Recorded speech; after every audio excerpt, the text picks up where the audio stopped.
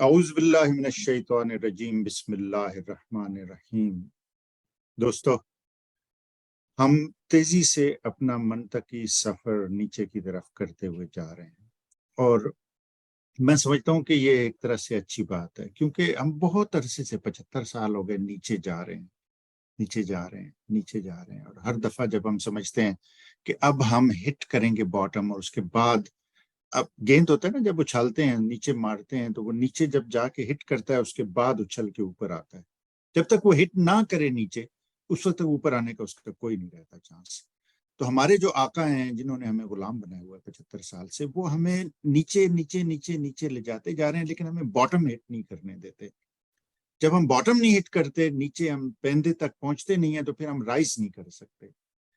اور اب میں بہت شکر گزار ہوں ان ظالم مجرم حکمرانوں کا، سارے 14 کے 14 مل کے، 14 آپ کہیں گے 14 پی ڈی ایم میں 13 ہیں، اور ایک جو ان کے بڑے ابا ہیں وہ سب مل کے انہوں نے ہمیں اس لیول پہ پہنچا دیا ہے کہ we are about to hit the bottom. ہم پیندہ ٹچ کرنے والے ہیں، اس کے بعد انشاءاللہ ہم ابھریں گے۔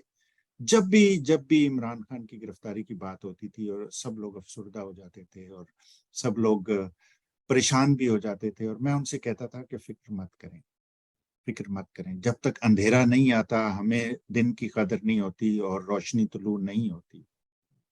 مولانا محمد علی جوہر جو ہمارے آزادی کے ایک بہت بڑے مجاہد تھے، بہت ہی ان کا قلم اور ان کی زبان دونوں بہت تیکھے تھے اور بہت خوبصورتی سے لکھتے تھے، اور بہت اچھے شاعر بھی تھے، جس پہ بہت کم لوگوں کی ایک ان کا شعر، آپ حیران ہوں گے، بہت مشہور شعر ہے، آپ کو شاید معلوم نہیں کہ وہ ان سے منسوب ہے۔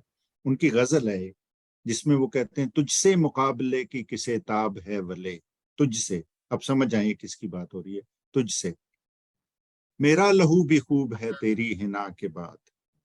یہ جو بزدل لوگ ہوتے ہیں نا، یہ ظالم بن جاتے ہیں، ٹھیک ہے نا۔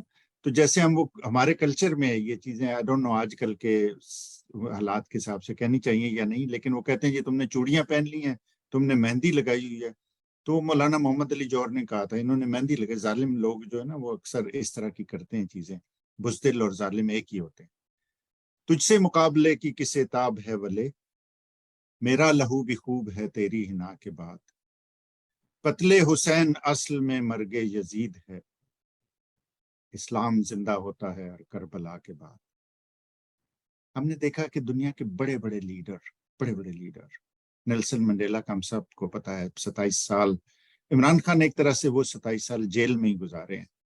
وہ جتنی مشکل اور جتنے طویل سفر تھا اس کا، نیلسن منڈیلا کے جیل میں، انگریزوں کی قید میں، وہ جو انور مقصود سے ہے نا وابستہ ایک سینگ، کہ جناح کی لڑائی جو ہے عمران خان سے زیادہ نہیں تھی، ان سے بہتر تھی، کیونکہ گورے بغیرت نہیں تھے۔ اب وہ بغیرتی کی لڑائی، عمران خان نے 27 سال بغیرتوں سے لڑائی کی ہے، تو اس کا سفر نیلسن منڈیلا کی طرح ہی تھا۔ وہ ایک طرح سے جیل میں تھا، وہ دنیا میں کہیں بھی جا سکتا تھا، اس کی عزت ہے، اس کی شہرت ہے، اسے دولت کی بھی کوئی کمی نہیں تھی، لیکن اس نے یہ چوز کیا کہ وہ ہم جیسے لوگوں میں، بے حس لوگوں میں، منافقوں میں رہ کر ہم لوگوں کو جگائے، جھنجھوڑے، تو اس لیول تک پھر وہ ہمیں لے آئے۔ طیب اردوان، جنہیں ہم لوگ ایک بڑے اسلامی لیڈر کے طور پہ جانتے ہیں، جنہیں ترکی کی رینیسنس میں، احیاء میں ان کا بہت بڑا کردار ہے، اور وہ بھی، ان کا بھی سفر بہت طویل ہے۔ ان کا سفر ہم سے اس لیے زیادہ وہ ہے مشکل تھا کہ وہاں پہ فوج کے پنجے اتنے، انہوں نے آئرن کلیڈ تھا، اتنے آہنی شکنجے میں جکڑا ہوا تھا ترکی کو، کہ وہ تو مصطفیٰ کمال کا آپ کو پتا ہوگا، جو ترکی کے جدید ترکی کے بانی جنہیں سمجھا جاتا ہے، جنہوں نے ترکی کو خلافت جب انہوں نے ختم کی تھی انگریزوں نے، تو خلافت سے ہٹا کر انہوں نے ایک طرح سے ماڈرنائزیشن جسے کہتے ہیں، جو مشرف نے یہاں پہ بغیرتی شروع کی تھی پاکستان میں، وہ مصطفیٰ کمال نے ترکی میں کی تھی۔ تو اس سے ہٹا کے قوم کو واپس، اور ترکی اس سٹیج پہ پہنچ گیا تھا جب فوج کی اتنی زیادہ مداخلت تھی حکومت میں اور ہر چیز میں جو انہیں نہیں آتی، تو ترکی کو یورپ کا مرد بیمار کہا جاتا تھا، سک مین آف یورپ۔ ترکی کے کرنسی کو لوگ مذاق میں کہتے تھے لیرے لیرے ہو گئی ہے یہ، تو وہ اتنی کمزور تھی۔ تو طیب اردوان نے اسے وہاں سے اٹھایا۔ طیب اردوان کو بھی سزا ہو گئی تھی، انہیں بھی نااہل کر دیا تھا، وہ بھی جیل میں رہے، اور اس فوج کے ہاتھوں جس کے، لیکن پھر کیا ہوا؟ جب لوگوں کو احساس ہوا اس فرق کا کہ کون لیڈر ہے، کون حکومت کے قابل ہے، کون سچا ہے، کون دیانتدار ہے، تو ترکی والے کھڑے ہو گئے. وہ لٹرلی ہمیں تو سٹوری سناتے نا کہ 65 میں بم باندھ کے ٹینکوں کے نیچے لیٹ گئے اور یہ ہو گیا اور وہ ہو گیا. ہمیں تو مینوفیکچرڈ انفارمیشن ملتی رہی ہے، لیکن ترکی میں لٹرلی لوگ. اب سید ہمارے ساتھ ہیں، میں بہت زیادہ لمبی تمہید نہیں باندھنا چاہتا، ہمارے پاس بہت سی باتیں کرنے کے لیے، ان سے بھی ہم سنیں گے. تو Syed, I want to welcome you. آپ سفر کر رہے ہیں، ہم لوگ چونکہ اس تناظر میں بات کر رہے ہیں، اور آپ ایک ایسی جگہ پہ ہیں جہاں سے آپ ہمیں سمجھے ایک فرسٹ ہینڈ انفارمیشن دے سکتے ہیں. تو آپ کی بات سنتے ہیں اور پھر ہم کنٹینیو رکھیں گے انشاءاللہ. السلام علیکم زیاد صاحب. اگین تھینک یو، اتنی جلدی اس وقت صبح اٹھ کے آپ ویلاگ کر رہے ہیں، اور آپ کا شکریہ ہمیشہ کی طرح بلانے کا اپنے پروگرام پہ. دیکھیں، ابھی مجھے تھوڑی دیر پہلے کافی فرینڈس کی کالز آنا شروع ہوئی، پاکستان سے بھی آ رہی، تو انہوں نے مجھے بتایا کہ عمران خان کو گرفتار کرنے کے آرڈرز ایشو کر دیے ہیں، اور میرے خیال سے کسی چھوٹی عدالت میں بھی کیا ہے، سیشن کورٹ میں انہوں نے کیا ہے.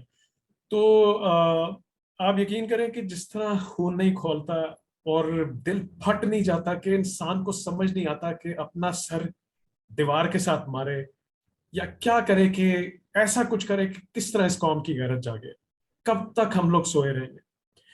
تو میری جب ان سے ڈیبیٹ ہو رہی تھی، فرینڈ سے جب بات ہو رہی تھی کانفرنس کال پہ، تو میں نے یہی کہا کہ یہ ایک اور چھوٹا سا پینترا پھینکا گیا ہے چیک کرنے کے لیے، واٹر ٹیسٹ کرنے کے لیے کہ عوام کا کیا رد عمل آتا ہے. اور وہ اس وقت یہ اس چیز کے بارے میں بڑے کنسرن ہیں کہ اگر پبلک پھر دوبارہ نکلتی ہے تو دنیا کو کیا میسج جائے گا.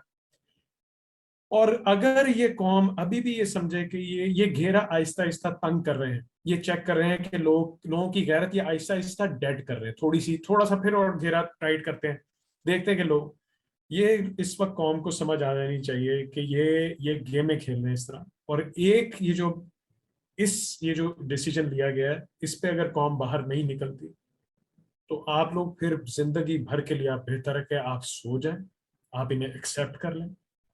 جو لوگ آپ کے قیمتی لوگ آپ کے ملک چھوڑ کے بھاگ رہے ہیں، آپ بغیرتی کی گولیاں لیں، ان کو جانے دیں. جو برین ڈرینیج ہو رہا ہے، یہ ملک صرف بدماشوں، لفنگوں اور عیاشوں کے لیے رہ جائے.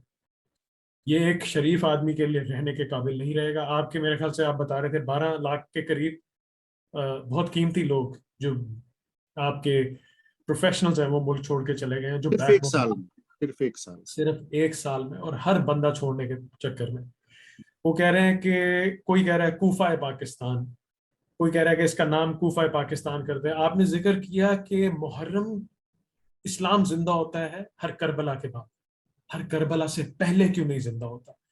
کیوں ہر دفعہ امام حسین کو شہادت دینی پڑتی ہے اپنی ان مسلمانوں کی غیرت جگانے کے؟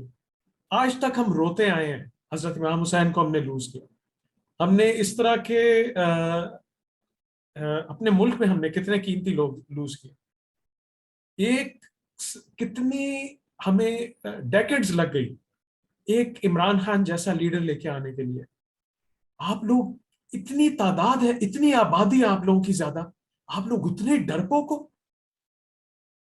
یہ ترکی کی آپ نے بات کی ہے، ترکی کی آبادی اور ہماری آبادی میں زمین آسمان کا فرق. اتنے زیادہ ہو آپ لوگ ان کے مقابلے میں. آپ یہ جتنے بھی ہیں اسٹیبلشمنٹ کے، یہ کرپٹ جنرلز جو ہیں، یہ کرپٹ پولیٹیشنز جو ہیں، آپ لوگ جس دن باہر نکل آئے آپ کو گارنٹی دیتے ہیں یہ آپ کا بال بھی باقا نہیں کر سکتے. آپ لوگ 10% تو کیا 5% صرف باہر نکل آئے. کس چیز سے آپ لوگ ڈرتے ہیں؟ مسلمان آپ لوگ بولتے ہو اپنے آپ کو مسلمان، تو شہادت کے لیے زندہ رہتا ہے. آپ اگر کسی نیک کام کے لیے اپنی جان بھی دے دو گے تو کم سے کم آپ کو تو یہ تو ہوگا نا کہ آپ کی سب سے اول صفت میں آپ کے نام لکھا جائے گا اللہ تعالیٰ کے دربار میں. ہم لوگ تو اس چیز میں بلیو کرتے ہیں. آپ لوگ، میں آپ کو تھوڑا سا زیادہ صاحب اگزامپل دیتا ہوں. میرے والد صاحب جو ہے نا، انہوں نے بہت عرصے پہلے شروع میں جب بزنس کرتے تھے، انہوں نے بہت زیادہ افغانستان میں بھی ڈیلنگ ہوتی تھی، سب جگہ ڈیلنگ ہوتی تھی. تو وہ مجھے کہتے تھے ہر دفعہ آ کے کہ سب سے مشکل ہے پنجاب میں بزنس ڈیلنگ کرنا. آپ کو رلا دیتے ہیں یہ بزنس میں. آپ کی 3 پیمنٹیں دبا کے رکھتے ہیں, چوتھی جب آتی ہے نا, چوتھی ڈلیوری جب آپ کرتے ہو تب وہ پہلی کی آپ کو پیمنٹ کرتے ہیں. یعنی کہ اس قدر مشکل ہے بزنس کرنا, ہر چیز میں امانت میں خیانت ہم لوگ کرتے ہیں. میں پھر ایک سلوٹ کرتا ہوں پھر, جو ہم لوگ پھر کہتے ہیں آج تک قیام پاکستان سے پہلے سے لے کے ابھی تک, میں اپنے پختون بھائیوں کو سلوٹ کرتا ہوں کہ ہمیں کم سے کم ان سے ایگزامپل لینا چاہیے. آپ کے سامنے ایگزامپلس ہیں. شہریار آفریدی, آج مجھے ان کی صحت دیکھ کے مجھے بڑی تکلیف ہوئی کہ کوئی ہم میں سے غیرت نہیں, ہم لوگ نکلتے نہیں ان لوگوں کے. عمران ریاض خان, وہ کس کے لیے لڑ رہا تھا بھائی؟ اس کے پاس اللہ تعالیٰ نے اس کو یوٹیوب چینل سے اتنے پیسے مل رہے تھے, وہ دونوں سائڈ سے گیم کھیلتا رہتا. یہ باقی ٹٹپونجیوں کی طرح جتنے بھی یہ ہیں 2-2 ٹکے کے جو انہوں نے اینکرز بٹھائے ہوئے انہوں نے, ان سے تو بندہ بات کرنے کا دل نہیں کرتا. یہ جو انہوں نے بٹھائے ہوئے, ان کو تو بندہ پیر سے بھی دل کرتا ہے چپیڑ مارے ان سے پیر سے. اینی ویز سوری سر, میں بہت فرسٹریٹڈ ہوں آج. تو میں آپ کو یہ بتا رہا تھا کہ میرے والد صاحب شروع سے کہتے تھے کہ یہ پنجاب کا صوبہ جو ہے نا, جب تک ان کی غیرت نہیں جاگے گی نا پاکستان نہیں بدلے. اور یہ گارنٹیڈ چیز ہے, جب تک پنجاب کا صوبہ اپنے, آج تک جو ہے فریڈم فائٹ میں ہمیشہ سے جب قیام پاکستان ہوا, پختونوں نے بلوچوں نے آگے مل کے خوب لڑے. جب تک ہم لوگ ان لوگوں سے نہیں سیکھیں گے, ان لوگوں سے ایگزامپل نہیں لیں گے, ہم